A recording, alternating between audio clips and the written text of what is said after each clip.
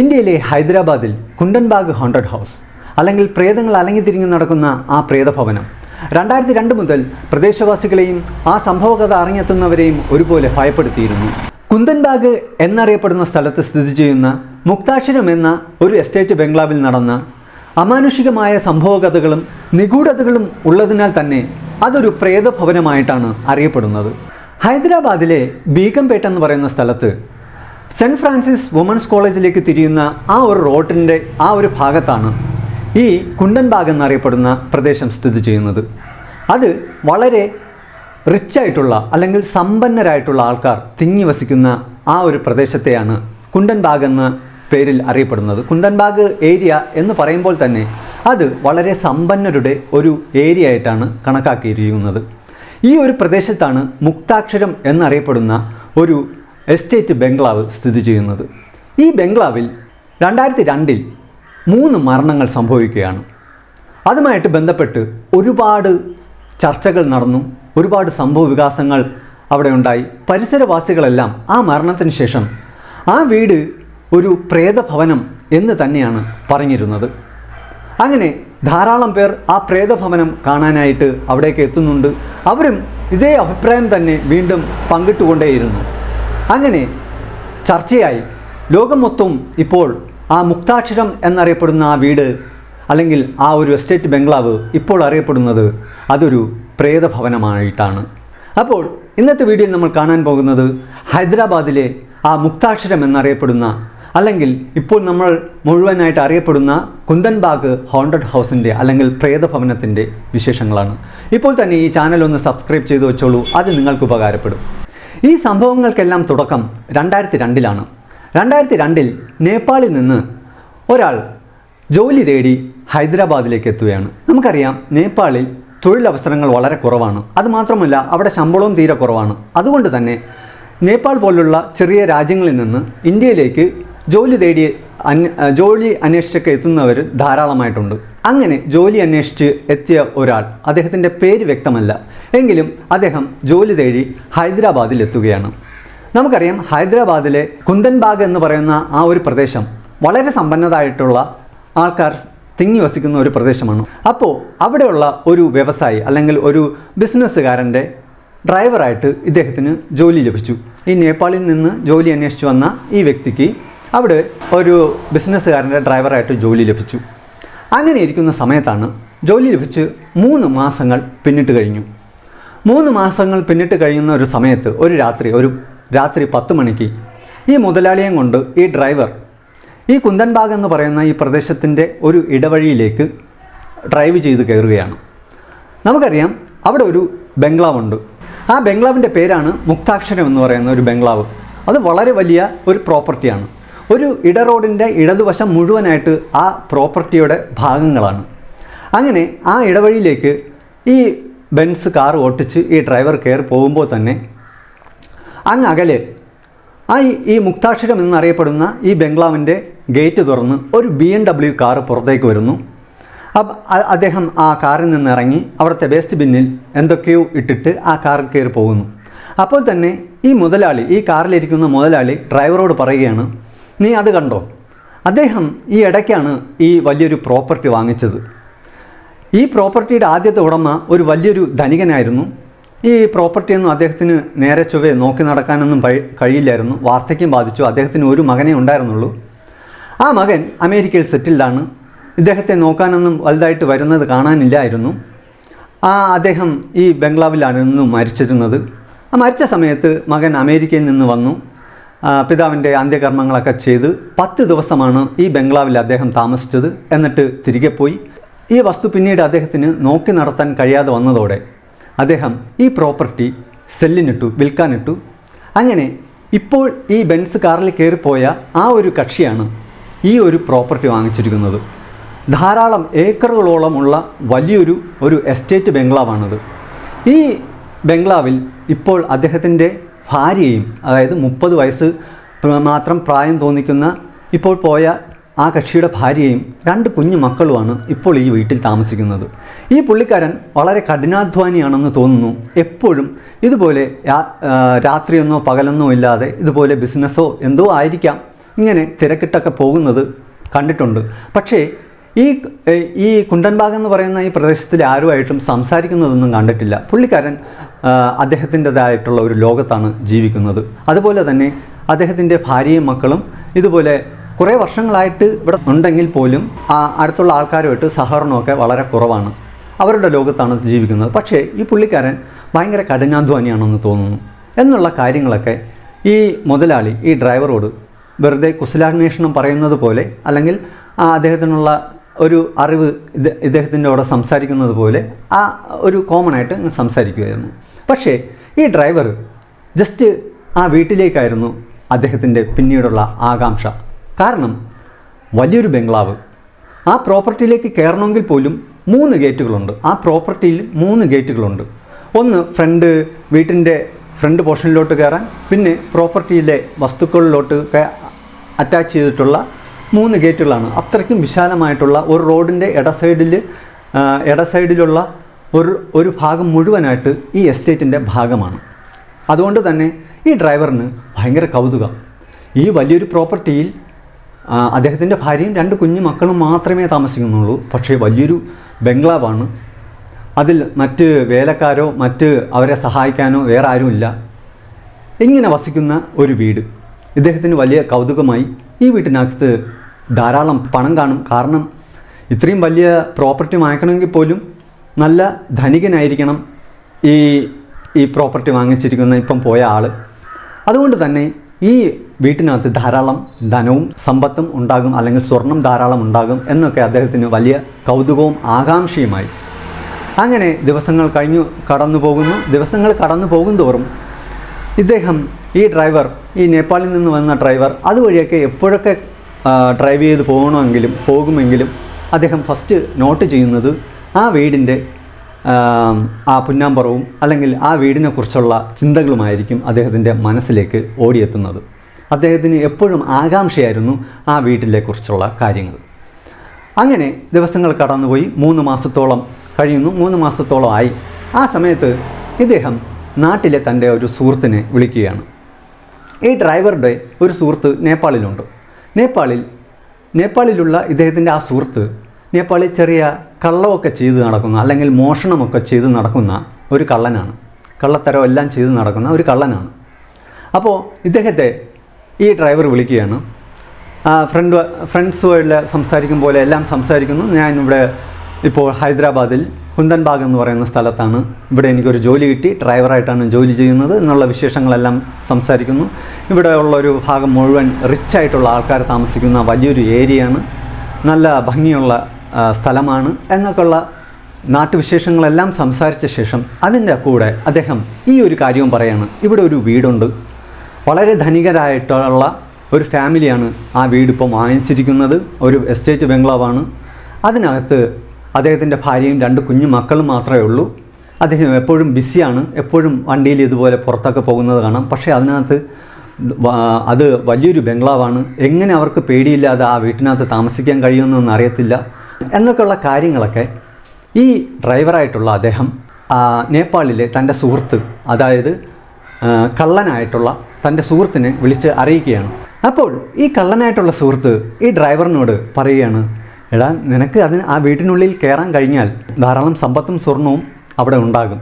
നിൻ്റെ പ്രശ്നങ്ങളെല്ലാം പരിഹരിച്ച് നിനക്ക് തിരിച്ച് നാട്ടിലേക്ക് വരികയും ചെയ്യാം. നീ ഒന്ന് ട്രൈ ചെയ്യുന്നുണ്ടോ അതിനകത്ത്, ആ ഒരു വീട്ടിനകത്ത് കയറാൻ നീ ഒന്ന് ട്രൈ ചെയ്യുന്നുണ്ടോ എന്ന് ചോദിക്കുന്നു. അപ്പോൾ ഈ ഡ്രൈവർ പറയുന്നു, പോടാ, നിന്നെപ്പോലെ എനിക്ക് അത്രയുള്ള മനക്കട്ടിയൊന്നുമില്ല, ഞാൻ ഇങ്ങനെയുള്ള കാര്യങ്ങളൊന്നും ചെയ്യത്തില്ല. അതുമാത്രമല്ല, പിടിക്കപ്പെട്ടാൽ ഇവിടെയുള്ള ആൾക്കാർ നല്ല രീതിയിൽ പെരുമാറും. അതുകൊണ്ട് ഞാൻ ഇങ്ങനെയുള്ള കാര്യങ്ങളൊന്നും ചെയ്യുന്നില്ല, ഞാൻ ജസ്റ്റ് ഇവിടുത്തെ വിശേഷങ്ങൾ നിന്നെ അറിയിച്ചെന്നേ ഉള്ളൂ എന്നുള്ള കാര്യങ്ങൾ സംസാരിക്കുന്നു. എങ്കിലും ഇദ്ദേഹത്തിൻ്റെ മനസ്സിൽ ആ വീടിനെക്കുറിച്ചുള്ള ചിന്തകളായിരുന്നു എപ്പോഴും. ആ വലിയ ധനികനായിട്ടുള്ള ആഡംബരമായിട്ടുള്ള ആ ഒരു വീട് എപ്പോഴും അദ്ദേഹത്തിൻ്റെ ചിന്തകളിലുണ്ടായിരുന്നു. അതുവഴി എപ്പോഴും പോകുമ്പോഴും ആ വീടിനെ വാച്ച് ചെയ്യുന്നത് അദ്ദേഹത്തിന് ഒരു കൗതുകം പോലെ, എപ്പോഴും ഒരു ത്രില്ലിംഗ് ആയിട്ടുള്ള ഒരു എക്സ്പീരിയൻസ് പോലെ അദ്ദേഹം എപ്പോഴും ആ വീടിനെക്കുറിച്ച് ചിന്തിച്ചു കൊണ്ടേ നടക്കുമായിരുന്നു. അങ്ങനെ ഒരു ദിവസം അദ്ദേഹത്തിന് ഒരു മോഹം തോന്നി. ആ വീടിനുള്ളിൽ ധാരാളം സ്വർണവും പണവും എന്തായാലും കാണും. എന്നുള്ള ചിന്തയിൽ വീണ്ടും ആ കള്ളനായിട്ടുള്ള ഫ്രണ്ടിനെ വിളിച്ചിട്ട് ചോദിക്കുകയാണ്, എങ്ങനെയാണ് അതിനകത്ത് കയറിയാൽ എങ്ങനെയാണ് മോഷണം നടത്തുക എന്നുള്ള കാര്യങ്ങളൊക്കെ അദ്ദേഹം ആ ഫ്രണ്ടിൽ നിന്ന് ചോദിച്ച് മനസ്സിലാക്കുന്നു. അപ്പോൾ അദ്ദേഹം പൂട്ട് തുറക്കാനുള്ള ചില ചെറിയ ടെക്നിക്കും അഥവാ പിടിക്കപ്പെട്ടാൽ എങ്ങനെ രക്ഷപ്പെടണം എന്നുള്ള ചെറിയ കാര്യങ്ങളും ലോക്കറൊക്കെ ഉണ്ടെങ്കിൽ എങ്ങനെ തുറക്കാം എന്നുള്ള ചെറിയ ചെറിയ ടൂൾസിനെ കുറിച്ചുമെല്ലാം അദ്ദേഹം ഈ ഡ്രൈവറിനോട് നന്നായിട്ട് പറഞ്ഞ് മനസ്സിലാക്കി. അങ്ങനെ ഇരിക്കുമ്പോൾ അദ്ദേഹത്തിൻ്റെ മനസ്സിൽ ഒരു കോൺഫിഡൻറ്റ് വന്നു. കാരണം അതിനകത്ത് ഒരു സ്ത്രീയും 2 കുഞ്ഞു പെൺമക്കളേ ഉള്ളൂ. എന്തായാലും ഇവരെല്ലാം ആഭരണങ്ങൾ ഉപയോഗിക്കും, ഇവർക്കെല്ലാം ധാരാളം സ്വർണ്ണമുണ്ടാകും. ഈ ഒരു സ്ത്രീയും 2 കുഞ്ഞു പെൺമക്കളെയും നമുക്ക് എങ്ങനെ വരുന്നാലും അഥവാ പിടിക്കപ്പെട്ടാൽ പോലും അവിടെ നിന്ന് ഓടി രക്ഷപ്പെടാൻ കഴിയും എന്നുള്ള കോൺഫിഡൻറ്റ് ഇദ്ദേഹത്തിന് ഉണ്ടാകുന്നു. അങ്ങനെ ഒരു ദിവസം അർദ്ധരാത്രി ഇദ്ദേഹം മോഷ്ടിക്കാൻ തന്നെ തീരുമാനിക്കുന്നു. അദ്ദേഹത്തിൻ്റെ സുഹൃത്തായ ആ കള്ളൻ പറഞ്ഞു കൊടുത്തതുപോലെ കറുത്ത ഗ്രീസ് ദേഹത്ത് മുഴുവൻ തേക്കുന്നു. അങ്ങനെ ആ സമയത്ത് രാത്രി 10 മണി കഴിഞ്ഞ് കഴിഞ്ഞാൽ ആ ഏരിയ മൊത്തം വിജനമാണ്. അവിടെ ഒന്നും ആൾക്കാർ ആരും സഞ്ചരിക്കാൻ ഉണ്ടാകത്തില്ല. അതുകൊണ്ട് തന്നെ അദ്ദേഹം രാത്രി ഒരു 12 മണിക്കും 1 മണിക്കും ഇടയിൽ അദ്ദേഹം റോഡിലെ ആ ഗ്യാപ്പ് റോഡിലേക്ക് നടക്കുകയാണ്. എന്നിട്ട് ആ വലിയ എസ്റ്റേറ്റ് ബംഗ്ലാവിലെ ഏറ്റവും പുറകുവശത്തുള്ള ആ വലിയ ഗേറ്റിന് സമീപത്തുള്ള മതിൽ അദ്ദേഹം ചാടിക്കടന്ന് പ്രോപ്പർട്ടിക്കുള്ളിലേക്ക് കടന്നു. ആ പ്രോപ്പർട്ടിയിൽ കൂടെ നടന്ന് എത്തിക്കഴിഞ്ഞാൽ ബാക്ക് വശത്തൂടെ കയറിയതിനാൽ തന്നെ ആ വീടിൻ്റെ പുറകുവശത്താണ് അദ്ദേഹത്തിന് എത്താൻ സാധിക്കുന്നത്. അങ്ങനെ അദ്ദേഹം നടന്ന് ആ വീടിൻ്റെ പുറകുവശത്തെത്തിയ അദ്ദേഹം തൻ്റെ സുഹൃത്ത് പറഞ്ഞു കൊടുത്തതുപോലെ തന്നെയുള്ള ചെറിയ ടൂൾസൊക്കെ ഉപയോഗിച്ച് അദ്ദേഹം ബാക്ക് വശത്തെ ആ ഡോറ് പതിയെ തുറക്കുകയാണ്. അങ്ങനെ ബാക്ക് വശത്തെ ഡോറ് തുറന്ന് അദ്ദേഹത്തിൻ്റെ കയ്യിലുള്ള ചെറിയ ഫ്ലാഷ് ലൈറ്റിൻ്റെ വെളിച്ചത്തിൽ പതിയെ മിക്ക സമയം അദ്ദേഹം ഫ്ലാഷ് ലൈറ്റ് ഓഫാക്കിയാണ് വച്ചിക്കാറുള്ളത്. എന്തെങ്കിലും തടയുമ്പോൾ മാത്രമാണ് അദ്ദേഹം ഫ്ലാഷ് ലൈറ്റ് അടിച്ച് നോക്കുന്നത്. അങ്ങനെ പതിയെ അദ്ദേഹം ആ ഫസ്റ്റ് ഫ്ലോറിലെ ഗ്രൗണ്ട് ഫ്ലോറിലെ എല്ലാ സ്ഥലവും കയറി പരിശോധിക്കുന്നു. നടുമുറിയിലെത്തിയതിനൊക്കെയും ആ ഗ്രൗണ്ട് ഫ്ലോറിൽ നിന്ന് അദ്ദേഹത്തിന് വിചാരിച്ചതുപോലുള്ള ഒന്നും തന്നെ അദ്ദേഹത്തിന് കണ്ടെത്താൻ കഴിഞ്ഞില്ല. അദ്ദേഹം പതിയെ 2ാമത്തെ ഫ്ലോറിലേക്ക് കയറാൻ പോവുകയാണ്. സ്റ്റെപ്പ് കയറി 2ാമത്തെ ഫ്ലോറിലേക്ക് കയറുന്ന സമയത്ത് അദ്ദേഹത്തിന് ഒരു മുഷിഞ്ഞ അല്ലെങ്കിൽ ആട്ടിറച്ചി പുഴുങ്ങിയതുപോലുള്ള വളരെ മുഷിഞ്ഞ മാംസത്തിൻ്റെ ഗന്ധം അദ്ദേഹത്തിന് അടിക്കുവാൻ തുടങ്ങി. അദ്ദേഹം വിചാരിച്ചില്ല അതൊരു വലിയൊരു സംഭവത്തിലേക്കുള്ള ഇൻഡിക്കേഷൻ ആണെന്ന് അദ്ദേഹം വിചാരിക്കുന്നില്ല. അദ്ദേഹത്തിന് നന്നായിട്ട് ഫീൽ ചെയ്യുന്നുണ്ട്. ഒരു ആട്ടിറച്ചിയുടെ മാംസം പുഴുങ്ങിയതുപോലുള്ള അല്ലെങ്കിൽ ഉണങ്ങി വരുന്നത് പോലുള്ള ഒരു സ്മെല്ല് അന്തരീക്ഷത്തിൽ പടർന്നു നിൽക്കുകയാണ്. അദ്ദേഹം അതെല്ലാം സഹിച്ച് ആ സ്റ്റെപ്പ് കയറി മുകളിലേക്ക് എത്തുകയാണ്. മുകളിലെത്തി അദ്ദേഹം നോക്കുമ്പോൾ ഒരു മാസ്റ്റർ ബെഡ്റൂം കാണുകയാണ്. അദ്ദേഹം സാവകാശം നടന്ന് ആ മാസ്റ്റർ ബെഡ്റൂമിൻ്റെ അടുത്തേക്ക് ചെല്ലുകയാണ്. ചുറ്റിലും കൂരിട്ടാണ്. അദ്ദേഹം മാസ്റ്റർ ബെഡ്റൂമിൻ്റെ അടുത്താണ് പോകുന്നതിനാൽ തന്നെ ആ കാൽപെരുമാറ്റം ആരും കേൾക്കാതിരിക്കാൻ വളരെ ശ്രദ്ധയോടെ വളരെ സാവകാശമാണ് അദ്ദേഹം അവിടെ നടക്കുന്നത്. അന്തരീക്ഷം നിറയെ ആ ആട്ടിറച്ചി പുഴുങ്ങിയതുപോലുള്ള ആ ഒരു ഗന്ധം നിറഞ്ഞു നിൽപ്പുണ്ട്. അദ്ദേഹം ആ മാസ്റ്റർ ബെഡ്റൂമിൻ്റെ അടുത്തെത്തി ആ ബെഡ്റൂമിൻ്റെ ഡോറ് അകത്ത് നിന്ന് ലോക്ക്ഡ് ആണോ എന്ന് അദ്ദേഹം പരിശോധിക്കുന്നുണ്ട്. അദ്ദേഹം പരിശോധിച്ചപ്പോൾ ആ ബെഡ്റൂമിൻ്റെ ഡോറ് ലോക്ക്ഡ് അല്ല. അതിനാൽ അദ്ദേഹത്തിന് ഇച്ചിരി സന്തോഷം തോന്നി. അതിനി തുറക്കാൻ കഷ്ടപ്പെടണ്ടല്ലോ, അത് ഓപ്പണാണ്. അദ്ദേഹം പതുക്കെ ആ ഡോറ് ഒരാൾക്ക് കയറാൻ കണക്കാക്കിയുള്ള രീതിയിൽ പതുക്കെ മെല്ലെ തുറന്ന് അദ്ദേഹം ആ ഡോറിന് ഉള്ളിലേക്ക് ആ ബെഡ്റൂമിന് ഉള്ളിലേക്ക് അദ്ദേഹം പതിയെ കയറുകയാണ്. പക്ഷേ അദ്ദേഹത്തിന് ഒരു വല്ലായ്മ അദ്ദേഹത്തിന് അപ്പോൾ തന്നെ ഫീൽ ചെയ്യാൻ തുടങ്ങി. കാരണം അദ്ദേഹം ഡോറ് തുറന്ന് ഉള്ളിലേക്ക് കയറിയ സമയത്ത് തന്നെ അദ്ദേഹം ആ കയറി വന്ന ആ ഡോറിൻ്റെ ആ വശത്ത് അദ്ദേഹത്തിൻ്റെ പുറകുവശത്തായി ആരോ ഒരാൾ വന്ന് അദ്ദേഹത്തെ നോക്കുന്നതായി അദ്ദേഹത്തിന് ഫീൽ ചെയ്യുന്നു. ആരോ ഒരാൾ അദ്ദേഹത്തിൻ്റെ പുറകിൽ വന്ന് നോക്കിക്കൊണ്ട് നിൽക്കുകയാണ് എന്നുള്ളൊരു ഫീല് അദ്ദേഹത്തിനുണ്ടായി. വളരെ പെട്ടെന്ന് തന്നെ അദ്ദേഹം നിന്ന ശേഷം ആ ബാക്ക് ഭാഗത്തേക്ക് അദ്ദേഹം വന്ന ഭാഗത്തേക്ക് തിരിഞ്ഞു നോക്കുകയാണ്. അദ്ദേഹത്തിന് അപ്പോൾ ഒന്നും കാണാൻ കഴിഞ്ഞില്ല. വളരെ ആശങ്കയായി. എങ്കിൽ പോലും അത് തനിക്ക് തോന്നിയതാകാം എന്നുള്ള ഒരു മൈൻഡിൽ അദ്ദേഹം എത്തി. തനിക്ക് തോന്നിയതാകാം എന്ന് വിചാരിച്ച് അദ്ദേഹം വീണ്ടും ഓരോ സ്റ്റെപ്പും പതിയെ മെല്ലെ മെല്ലെ ഉള്ളിലേക്ക് വച്ച് ബെഡ്റൂമിനുള്ളിലേക്ക് പതിയെ പോവുകയാണ്. അദ്ദേഹത്തിൻ്റെ കൈവശമുണ്ടായിരുന്ന ഫ്ലാഷ് ലൈറ്റ് അദ്ദേഹം ആ ഭാഗത്ത് യൂസ് ചെയ്യുന്നേയില്ല. കാരണം ഇത് ഒരു മാസ്റ്റർ ബെഡ്റൂമാണ്. ഉറങ്ങിക്കിടക്കുന്ന ആരെങ്കിലും ഉണ്ടെങ്കിൽ അദ്ദേഹത്തിൻ്റെ പെരുമാറ്റം അല്ലെങ്കിൽ അവിടെ അതിനകത്തുള്ള ചലനങ്ങൾ അവരെ ഉണർത്താൻ ചാൻസ് ഉണ്ട്. അതിനാൽ തന്നെ അദ്ദേഹത്തിൻ്റെ കയ്യിലുള്ള ഫ്ലാഷ് ലൈറ്റ് ഓൺ ചെയ്യാതെ വളരെ സാവകാശം മെല്ലെ മെല്ലെയാണ് ആ ബെഡ്റൂമിനുള്ളിൽ അദ്ദേഹം നടക്കുന്നതും പെരുമാറുന്നതും. അതുമാത്രമല്ല, വീടിന് പുറത്തുള്ള നിലാവിൻ്റെ വെളിച്ചം വളരെ അരണ്ട രീതിയിൽ പല ഭാഗത്തു നിന്നും വീട്ടിനുള്ളിലേക്ക് വളരെ ചെറിയ അരണ്ട വെളിച്ചം വരുന്നുമുണ്ട്. ആയതിനാൽ തന്നെ ആ ഒരു അരണ്ട വെളിച്ചത്തിലാണ് അദ്ദേഹം ആ ബെഡ്റൂമിനുള്ളിൽ നടക്കുന്നത്. ആ ബെഡ്റൂമിൽ അദ്ദേഹത്തിന് അലമാരയും വാൾഡ്രോപ്പുകളും കാണാൻ കഴിയുന്നുണ്ട്. അദ്ദേഹം മെല്ലെ ഒരു അലമാരയുടെ അടുത്തേക്ക് മെല്ലെ നടന്നു പോവുകയാണ്. നടന്നെത്തി ആ അലമാരയുടെ ട്രാകൾ തുറന്നിരിപ്പുണ്ടോ എന്ന് അദ്ദേഹം പരിശോധിക്കുന്നു. അദ്ദേഹം മെല്ലെ പരിശോധിക്കുന്ന സമയത്ത് ഒരു ട്രാ അതിൽ തുറന്നിരിപ്പുണ്ട്. അതായത് തുറക്കാൻ കഴിയുന്നതാണ്, ലോക്കഡ് അല്ല. അദ്ദേഹം പതിയെ മെല്ലെ ആ അലമാരയുടെ ട്രാ പതിയെ തുറന്നു നോക്കുന്നു. അതിനകത്ത് അദ്ദേഹം പരുതി നോക്കുമ്പോൾ ഏതാനും താക്കോലുകൾ അദ്ദേഹത്തിന് ലഭിക്കുന്നു. അദ്ദേഹത്തിന് ബോധ്യമായി ഇത് അലമാരയുടെയും വാൾഡ്രോപ്പിൻ്റെയും ഒക്കെ താക്കോലായിരിക്കാം എന്ന നിഗമനത്തിൽ അദ്ദേഹം ആ താക്കോലുകളെടുത്ത് ഓരോന്നായിട്ട് ഉപയോഗിക്കാൻ തുടങ്ങി. അലമാരയുടെ ആ ലോക്ക് ചെയ്തിട്ടുള്ള ആ മെയിൻ ഡോർ അദ്ദേഹം താക്കോൽ ഉപയോഗിച്ച് വളരെ സാവകാശം, ശബ്ദമൊന്നും ഉണ്ടാക്കാതെ വളരെ സാവകാശം തുറക്കുന്നു. ശബ്ദമുണ്ടാക്കാതെ ആ അലമാരയുടെ വാതിൽ തുറന്ന് മെല്ലെ അതിനുള്ളിലേക്ക് കൈയിട്ട് അദ്ദേഹം ആ ഇരുട്ടത്ത് തപ്പാൻ തുടങ്ങി. തപ്പി നോക്കിയപ്പോൾ അദ്ദേഹത്തിന് എന്തൊക്കെയോ കയ്യിൽ തടയുന്നുണ്ട്. അദ്ദേഹം നോക്കുമ്പോൾ അദ്ദേഹത്തിൻ്റെ കയ്യിൽ തടയുന്നതെല്ലാം നോക്കുമ്പോൾ കൊച്ചു കുട്ടികളുടെ ആഭരണങ്ങളും മേക്കപ്പ് ഐറ്റംസും ക്യൂടെക്സ് അങ്ങനെയുള്ള കുറേ ഏതാനും ഐറ്റംസ്, ഫാൻസി ഐറ്റംസ് ഒക്കെയാണ് അതിലുള്ളത്. ആ അലമാരയ്ക്കുള്ളിൽ നിന്നും അദ്ദേഹത്തിന് കാര്യമായിട്ടൊന്നും കിട്ടില്ല എന്ന് മനസ്സിലാക്കിയപ്പോൾ അദ്ദേഹം ആ റൂമിലെ ഉള്ള തന്നെ വാൾഡ്രോപ്പിലേക്ക് അദ്ദേഹം നോക്കുകയാണ്.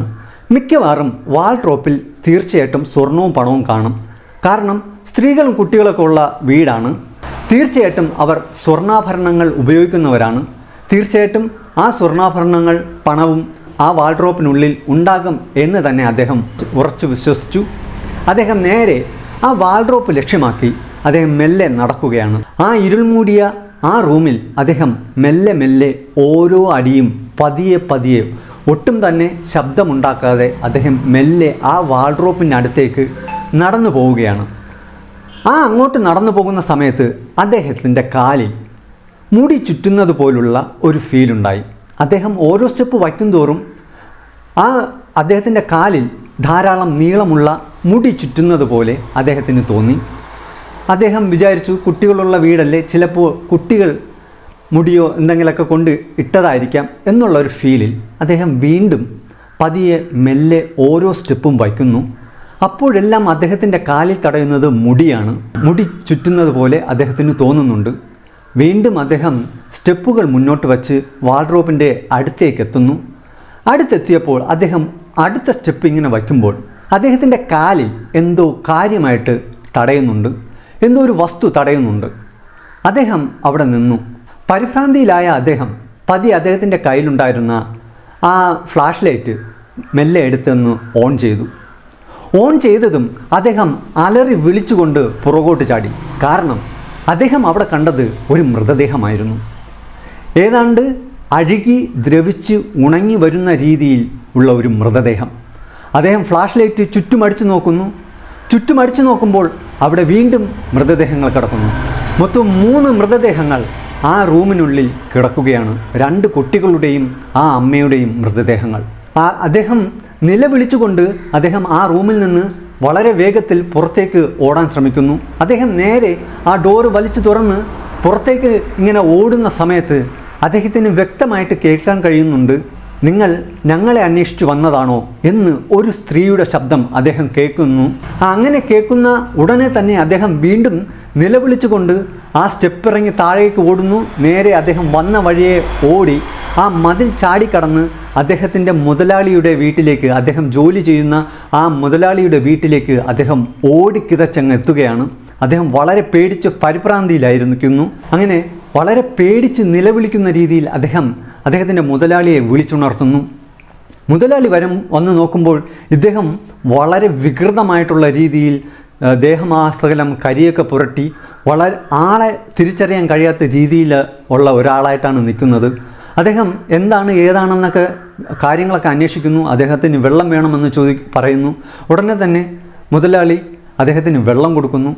വെള്ളം കുടിച്ചുകൊണ്ടിരിക്കുമ്പോൾ തന്നെ എന്താണ് കാര്യം, നീ പറയൂ, കാര്യം എന്താണെന്ന് പറയൂ എന്ന് പറയുമ്പോഴും അദ്ദേഹത്തിന് സംസാരിക്കാൻ വാക്കുകൾ വരുന്നില്ല. അദ്ദേഹം അത്രയ്ക്ക് ഭയന്നു പോയിരിക്കുന്നു. അങ്ങനെ സാവകാശത്തിൽ അദ്ദേഹം മുതലാളിയോട് കാര്യം പറഞ്ഞു. എനിക്ക് ആ വീട് ഭയങ്കര അട്രാക്ഷനായിരുന്നു. എനിക്ക് ഒരുപാട് സാമ്പത്തിക പ്രശ്നങ്ങളുണ്ടായിരുന്നു. അതുകൊണ്ടാണ് ഞാൻ ഇതുപോലെ ജോലി അന്വേഷിച്ച് വന്നത്. പക്ഷേ ആ വീട് കണ്ടപ്പോൾ എനിക്ക് അതിനകത്ത് ഒരുപാട് സ്വർണ്ണമുണ്ടാകും എന്നൊരു പ്രതീക്ഷ ഉണ്ടായിരുന്നു. അങ്ങനെ ഞാൻ ആ വീട്ടിൽ കക്കാൻ കയറി. പക്ഷേ മോഷ്ടിക്കാൻ കയറിയതാണെങ്കിൽ പോലും അതിനകത്ത് ഉള്ളിൽ കണ്ട കാഴ്ച ഞാൻ സത്യത്തിൽ പ്രതീക്ഷിച്ചതല്ല. 3 മൃതദേഹങ്ങൾ ആ റൂമിൽ കിടക്കുകയാണ്. അത് എനിക്ക് വിശ്വസിക്കാൻ കഴിയുന്നില്ല. ഞാൻ അത്രയ്ക്ക് ഭയന്നു പോയിരിക്കുന്നു എന്നൊക്കെയുള്ള കാര്യങ്ങൾ അദ്ദേഹം ആ മുതലാളിയോട് പറയുകയാണ്. ഉടനെ തന്നെ മുതലാളി പോലീസിനെ അറിയിക്കുന്നു. കാരണം ഇദ്ദേഹം അതിനകത്ത് കയറി 3 മൃതദേഹങ്ങൾ കണ്ടിരിക്കുന്നു. കൊലപാതക കുറ്റങ്ങൾ വരാൻ ചാൻസ് ഉണ്ട്. തീർച്ചയായിട്ടും അത് പോലീസിനെ ഇൻഫോം ചെയ്യേണ്ടത് ആ മുതലാളിയുടെ കടമ തന്നെയാണ്. അദ്ദേഹം ഉടനെ തന്നെ ആ പോലീസിനെ അറിയിക്കുന്നു. പോലീസ് വരുന്നു. ഇദ്ദേഹം ഉള്ളതെല്ലാം പോലീസിനോട് പറയുന്നുണ്ട്. വീണ്ടും പോലീസ് ഇദ്ദേഹത്തെ കൊണ്ട് ആ വീട്ടിൽ എന്താണ് സംഭവിച്ചത് എന്ന് കാണാൻ വേണ്ടി പോവുകയാണ്. ആ കള്ളൻ പറയുകയാണ്, ഞാൻ പുറകുവശത്തൂടെയാണ് കയറിയത്. പോലീസും ഇൻസ്പെക്ടറൊക്കെ വീട്ടിൻ്റെ ആ ഫ്രണ്ട് ഭാഗത്തൊക്കെ ചെന്ന് നോക്കുമ്പോൾ എല്ലാം പൂട്ടിയിരിക്കുന്ന രീതിയിലാണ് കാണുന്നത്. അപ്പോൾ കള്ളൻ തന്നെ പറയുന്നുണ്ട്, ഞാൻ പുറകുവശത്തൂടെയാണ് ആ വീട്ടിനുള്ളിൽ കയറിയത്. അങ്ങനെ കള്ളൻ പറയുന്നത് പോലെ തന്നെ പോലീസും ആ കള്ളൻ പറയുന്നത് കേട്ട് ആ കള്ളനെ അനുഗമിക്കാൻ തുടങ്ങി. കള്ളൻ കാണിച്ചു കൊടുത്തതുപോലെ തന്നെ പുറകുവശം ഡോറ് ഓപ്പൺ ചെയ്തിരിക്കുകയാണ്. അങ്ങനെ പോലീസും ആ കള്ളനായ അദ്ദേഹത്തെയും കൊണ്ട് ആ മുതലാളി എല്ലാം കൂടി ആ വീട്ടിനുള്ളിലേക്ക് കയറി പോവുകയാണ് പുറകുവശത്തൂടി. പോലീസിൻ്റെ കയ്യിലുള്ള ടോർച്ചടിച്ച് ഓരോരുത്തരും അകത്തേക്ക് കയറുമ്പോൾ അദ്ദേഹം ആ വീട് കാണുകയാണ്. അപ്പോഴാണ് കള്ളൻ യഥാർത്ഥത്തിൽ ആ വീടിനുള്ളിലെ കാര്യങ്ങൾ വ്യക്തമായിട്ട് കാണുന്നത്. കാരണം അദ്ദേഹം ഇരുട്ടത്ത് പമ്മിയാണ് ആ വീട്ടിനുള്ളിൽ കയറിപ്പോയത്. പക്ഷേ ഇപ്പോഴത്തെ പോലീസിൻ്റെ ടോർച്ചിലെ വെളിച്ചത്തിൽ അദ്ദേഹം കാണുമ്പോൾ ആ വീട് ഉപയോഗശൂന്യമായിട്ടുള്ള രീതിയിലാണ്. അതായത് മാറാല പിടിച്ചും പൊടി പിടിച്ചും അഴുക്ക് നിറഞ്ഞ ഒരു രീതിയിലാണ് ആ വീടിനുള്ളിൽ കാണാൻ കഴിയുന്നത്. അദ്ദേഹം പറയുന്നത് പോലെ സ്റ്റെപ്പ് കയറി മുകളിലെത്തി. പോലീസ് നോക്കുമ്പോൾ അഴുകി ഉണങ്ങിയ രീതിയിൽ 3 മൃതദേഹങ്ങൾ അതിനുള്ളിൽ കിടക്കുകയാണ്. ഈ കള്ളൻ പറഞ്ഞതുപോലെ 3 മൃതദേഹങ്ങൾ അവിടെ നിന്ന് കണ്ടെടുത്തു. വളരെ ആശങ്കാപരമായിട്ടുള്ള ഒരു സംഭവമായിരുന്നു അത്. അങ്ങനെ ആ പോലീസുകാരെല്ലാം കൂടെ ഇദ്ദേഹത്തെ അറസ്റ്റ് ചെയ്തു. ഈ ഡ്രൈവറായിട്ടുള്ള ഈ കള്ളനെ അറസ്റ്റ് ചെയ്തു. കാരണം ഇത് കൊലപാതകമാണ്. അല്ലെങ്കിൽ കൊലപാതകമാണോ, അല്ലെങ്കിൽ എന്താണ് സംഭവങ്ങൾ നടന്നിട്ടുള്ളത് എന്ന് അന്വേഷിക്കേണ്ടത് അത്യാവശ്യമാണ്. അങ്ങനെ അന്വേഷണത്തിൻ്റെ ഭാഗമായി പോലീസുകാർ അറസ്റ്റ് ചെയ്യുന്നു. അതിനുശേഷം ഈ ബോഡികൾ ഫോറൻസിക്കിൻ്റെ നേതൃത്വത്തിൽ പോസ്റ്റ്മോർട്ടമൊക്കെ നടത്തുന്നു. പോസ്റ്റ്മോർട്ടം റിപ്പോർട്ട് വന്നപ്പോഴാണ് ആൾക്കാർ എല്ലാവരും ഞെട്ടിയത്. കാരണമെന്ന് പറഞ്ഞാൽ പോസ്റ്റ്മോർട്ടം റിപ്പോർട്ടിൽ ഈ 3 പേരും മരിച്ചിട്ട് ഏതാണ്ട് 6 മാസങ്ങൾ പിന്നിട്ട് കഴിഞ്ഞിരിക്കുന്നു.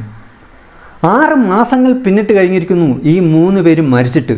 അന്വേഷണത്തിൻ്റെ ഭാഗമായി പോലീസ് പരിസരവാസികളോട് ഈ വീട്ടിലെ കാര്യങ്ങളെക്കുറിച്ച് അല്ലെങ്കിൽ ഈ വീട്ടിലെ ആൾക്കാരെക്കുറിച്ചൊക്കെ അന്വേഷിക്കാൻ വേണ്ടി പരിസരവാസികളോട് പോലീസ് അന്വേഷിക്കുമ്പോഴാണ് ഞെട്ടിക്കുന്ന കാര്യങ്ങൾ പുറത്ത് വരാൻ തുടങ്ങിയത്. കാരണം പരിസരവാസികൾ തലേ ദിവസം കൂടി ആ കുട്ടികൾ ആ ഗ്രൗണ്ടിലൊക്കെ നിന്ന് അല്ലെങ്കിൽ ആ വീടിൻ്റെ ഫ്രണ്ടിലൊക്കെ നിന്ന് കളിക്കുന്നത് കണ്ടവരുണ്ട്. അതുമാത്രമല്ല ചില സമയങ്ങളിൽ ആ കുട്ടികളെ ശാസിക്കാൻ വേണ്ടി അമ്മ ഇറങ്ങി വരുന്ന ആ കുട്ടികളെ ശാസിക്കുന്നത് കണ്ടിട്ടുണ്ട്. വീട്ടിനുള്ളിൽ തന്നെ ആ കുട്ടികളെ ശാസിക്കുന്ന പലപ്പോഴും കേട്ടിട്ടുണ്ട്. പക്ഷേ അതിശയമെന്ന് പറഞ്ഞാൽ ഈ ഇടയ്ക്കുള്ള ദിവസങ്ങളിൽ തന്നെ ഇവരെല്ലാം കണ്ടവർ ആ വീട്ടിൻ്റെ പരിസരത്തുള്ള അയൽവാസികളായിട്ടുള്ള പലരും കണ്ടവരുണ്ട്. ആ വഴിക്കൊക്കെ പോകുന്നവർ ഇവരെ കണ്ടവരുണ്ട്. ഈ കുട്ടികൾ നിന്ന് കളിക്കുന്നത് കണ്ടവരുണ്ട്. ഈ കുട്ടികൾ ബോട്ടിലിൽ വെള്ളം നിറച്ച് ഒഴിച്ചു കളിക്കുന്നതൊക്കെ കണ്ടവരുണ്ട്.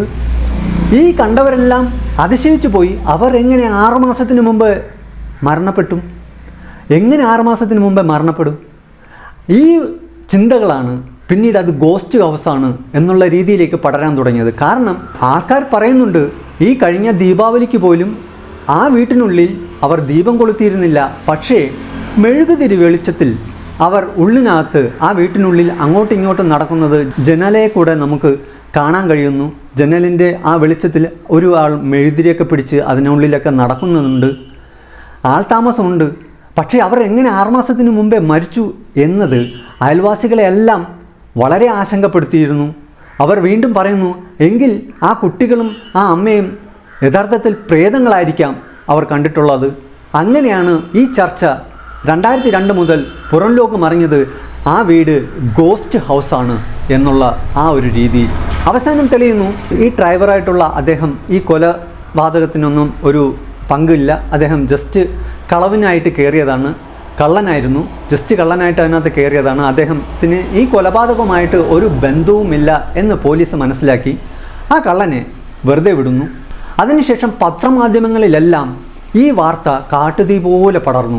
2002 മുതൽ മുക്താക്ഷരം എന്ന് പറയുന്ന ആ വീട് പ്രേതഭവനമായിട്ട് ലോകത്തിൽ അറിയപ്പെടാൻ തുടങ്ങി. കാരണം ആ പ്രദേശവാസികളെല്ലാം തലേ ദിവസവും കണ്ടിരുന്നത് ആ കുഞ്ഞു കുട്ടികളുടെ പ്രേതങ്ങളായിരുന്നു എന്നുള്ള സത്യാവസ്ഥയായിരുന്നു ആ പുറം ലോകത്തോട്ട് ആൾക്കാർ അറിഞ്ഞത്.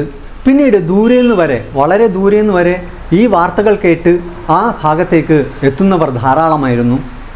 അതിനുശേഷം ഒരുപാട് പൊടുപ്പും തൊങ്ങലും വച്ചുള്ള പുതിയ പുതിയ കഥകളൊക്കെ ഉണ്ടാക്കി ഒരുപാട് പേർ അവിടെ എത്താൻ തുടങ്ങി. പക്ഷേ പിന്നീട് നടന്ന സംഭവങ്ങളെന്ന് പറഞ്ഞാൽ പലരും തെറ്റിദ്ധരിച്ച് വേറെ പല വീടുകളിലുമാണ് ഗോസ്റ്റ് ഹൗസ് എന്നും പറഞ്ഞ് ചെന്ന് കയറാൻ തുടങ്ങിയത്. അതിനുശേഷം ഒരുപാട് ബ്ലോഗേഴ്സ് എത്താൻ തുടങ്ങി. യൂട്യൂബിൻ്റെ വരവോടെ ഒരുപാട് ബ്ലോഗേഴ്സൊക്കെ കുണ്ടംഭാഗം എന്ന് പറയുന്ന ഭാഗത്ത് എത്താൻ തുടങ്ങി. അവർ കണ്ണിൽ കണ്ട വീടുകളിലെല്ലാം ഗോസ്റ്റ് ഹൗസാണെന്നുള്ള രീതിയിൽ അവർ പബ്ലിസിറ്റി ചെയ്യാൻ തുടങ്ങി. അങ്ങനെ ഇപ്പോൾ തന്നെ നമ്മുടെ യൂട്യൂബിലെടുത്ത് നോക്കിക്കഴിഞ്ഞാൽ ഒരുപാട് ഫേക്കായിട്ടുള്ള വീഡിയോസ്, അതായത് കുണ്ടൻഭാഗം എന്ന് പറയുന്ന ഭാഗത്തിൽ മറ്റു പലരുടെയും വീടുകൾ ഇതാണ് ഗോസ്റ്റ് ഹൗസ് എന്ന് പറഞ്ഞ് വീഡിയോ ചിത്രീകരിച്ചിരുന്നവർ ധാരാളമായിരുന്നു.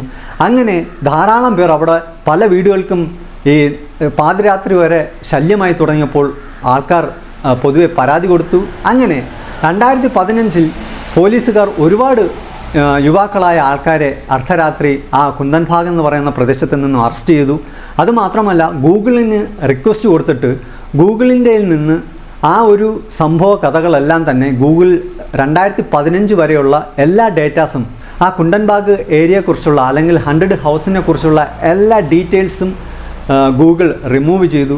വീണ്ടും 2015 ശേഷം വീണ്ടും യൂട്യൂബേഴ്സ് സജീവമായ സമയത്ത് വീണ്ടും ആൾക്കാർ ചെന്ന് വ്ളോഗ് ചെയ്യുന്നു.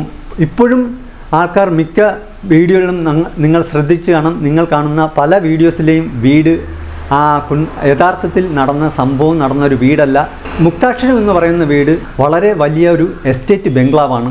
അതിനുള്ളിലേക്ക് ആർക്കും പെട്ടെന്നൊന്നും കടക്കാൻ കഴിയത്തില്ല, അത്രയ്ക്ക് ബന്ധസായിട്ടുള്ള വലിയൊരു വീടാണ്. പക്ഷേ 2002 ആ 3 പേരുടെ മരണത്തിന് ശേഷം അവിടെ വന്നു പോയിക്കൊണ്ടിരുന്ന ആ ഒരു അവരുടെ ഭർത്താവെന്ന് പറയുന്ന അയാളെ മിസ്സിംഗ് ആണ്, അയാളെ കാണാനില്ല. പിന്നീട് അദ്ദേഹം ആ ഒരു ഭാഗത്തേക്ക് വന്നതായിട്ട് ആരും റിപ്പോർട്ട് ചെയ്തിട്ടില്ല. ആ വീട്ടിനുള്ളിൽ ആ 3 പേരുടെ മരണത്തിന് കാരണമായിട്ടുള്ള സംഭവം എന്താണെന്ന് ആർക്കും തന്നെ വ്യക്തമായി മനസ്സിലാക്കാൻ കഴിഞ്ഞിട്ടില്ല, അല്ലെങ്കിൽ കണ്ടെത്താൻ കഴിഞ്ഞിട്ടില്ല. എന്താണ് നിങ്ങളുടെ അഭിപ്രായം? ആ 3 പേർ എങ്ങനെയായിരുന്നു മരിച്ചത്? പക്ഷേ ആ 6 മാസത്തിന് മുമ്പേ മരിച്ചിരുന്നുവെങ്കിൽ എങ്ങനെയാണ് നാട്ടുകാർ ആ 3 പേരെയും ആ വീട്ടിൻ്റെ പല ഭാഗങ്ങളിൽ വച്ച് കാണാൻ കഴിയുന്നത്? യഥാർത്ഥത്തിൽ അവരുടെ ആത്മാക്കൾ ആയിരുന്നു. നിങ്ങളുടെ അഭിപ്രായം തീർച്ചയായിട്ടും ഈ വീഡിയോയിൽ കമൻറ്റ് ചെയ്യുക. മറ്റൊരു വ്യത്യസ്തമായ വീഡിയോയിൽ നമുക്ക് വീണ്ടും കാണാം. അതുവരേക്കും it's me Aneesh Robinson signing off.